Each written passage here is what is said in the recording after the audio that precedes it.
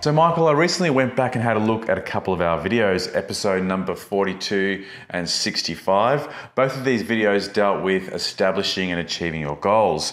And as you advised in these videos, I sat down with my wife, Veronica, and we wrote down our 1, 3, and 5 year personal and financial goals.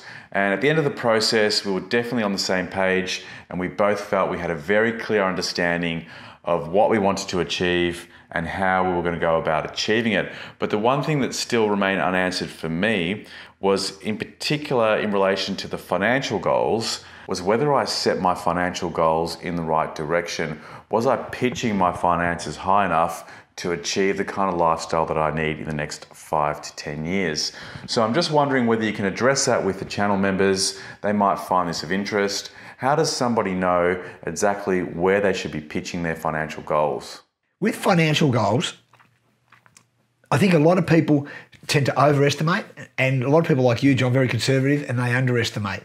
One of the things that I've found with that is that when I'm looking at what my financial goals are, I look at what I need to live the way I live, and then I look at what I want for my 10 or my 5 or 10 year plan or 20 year plan. Now, say for instance, in a year, if we decide to have 2 trips overseas, I need X amount for that, right? I need X amount for Jacob's schooling.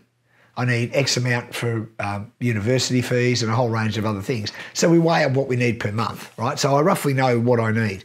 I have a look at that and I say, where my business is at right now, do I have the volition, not potential, but the volition to push myself and my business to another level for me to live that way and then buy the extra things or purchase the extra things that I want. It might be a trip for my folks, it could be another investment property, whatever. So what I do is, the answer to that question for me is, how much time do I want to put into it?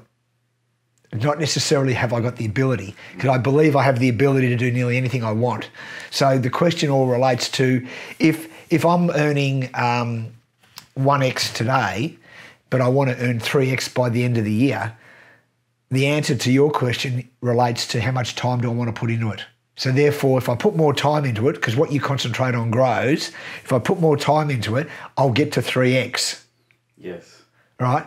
But if I want to stay and get home early from work and have dinner at 5:30 or 6 o'clock and go to bed by 9 and, get up at 7, right? 1x is where I'll be at.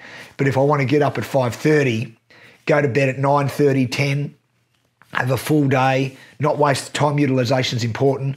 Make sure that I network properly. Make sure that when I'm doing something that I actually have a dollar productive outcome on it. Those sort of things. That means concentrating on my time-dollar behaviour predominantly most of the day. If I concentrate on that, then 3x is very, very possible. So I never think that I don't have the potential, right? Because I believe my mantra is I am worthy, yes. Right? So, but then I say, do I want to expend the time to get to 3x? And if I do, then I need to change my behaviour during the course of the day and I need to monitor it. That's when I was talking about that, breaking the day up into quarters and doing a time log of what you're actually doing. When you do that and you analyse how much time you're actually wasting, you realise you can make more money. Yes, but is it always about time and dollar productive activity, or are there other ways to make sure that you're maximising the amount of money you can earn over a certain period of time? Well, it's just like, having passive assets, having assets that return you a rent. Yes. Passive asset. So therefore, you might borrow against it, but if it's positively or negatively geared, you are getting some saving of some sort either way. The other reality of that is that with dollar productive activity and with asset collection, you need time and consistency. So therefore, if you've had a rental property for 10 years, by now it's starting to get into positive territory, right? Well, then that's extra income that you have, plus the capital gain on the property. Because true wealth is made from capital gain. That's where real money is made. You never really make a heap of money from yield or rental return. You might do okay out of it, but you're never making a squillion, right? Where you make real money, big gain, is from capital gain on property. Asset increased property. That's basically where you make it, and that takes risk.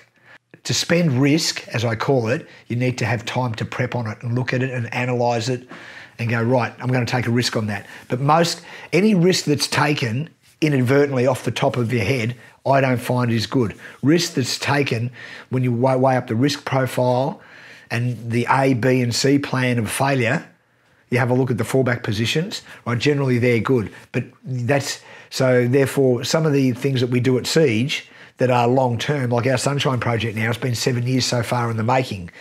We've spent 7 years working on that, not full-time, but close, right? So therefore on that was, but we knew that at the start that it was probably going to be maybe an up to 10-year turnaround, which is likely that's what it will be. But the reward is high, right? But that was a risk profile at the start, and we knew that we had to be time-driven with that. So therefore we had to put a certain amount of time into that. And we had a lot of late nights working on it at state government level, all those sorts of things. And so we look at that project as a 10X project for us, you know? Yeah. So in essence, a lot of that's in the, I don't know if I've answered your question properly, but a lot of that's in the prep. So we look at it and go, can we do that? Yes, we can. Are we prepared to spend the time on it, which is the most crucial question that you'll have, because consistency makes profit, in our opinion.